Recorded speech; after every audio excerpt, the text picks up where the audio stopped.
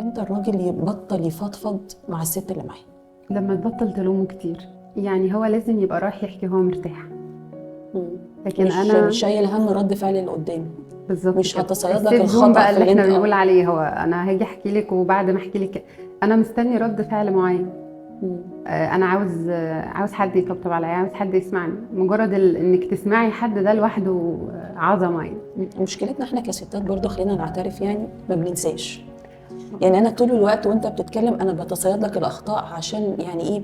انتقم منك في حاجه انت عملتها لي قبل كده، عشان اتصيد كلمه انت قلتها فانا امسك عليك غلطه. ما هو بيبقى عارف ده. ما بنكونش يعني سهلين، ما بنكونش مسيابين، ما بنكونش مريحين في الكلام. فطبيعي هو لو فضفض معايا مره مش هيهدى معايا تاني. لان هو لما بيجي يتكلم زي ما انت قلت كده هي ما بتنساش، فهي ممكن تجيب له حاجات قديمه خالص من القرن اللي قبل الميلاد في مواقف حصلت، فهو خلاص هو مش ده اللي انا جاي عشانه اصلا، مش ده اللي انا جاي احكيه. فيبدا الموضوع يتطور من ان هو واحد جاي يحكي ويفضفض لخناقه جديده بتحصل واحنا قاعدين دلوقتي.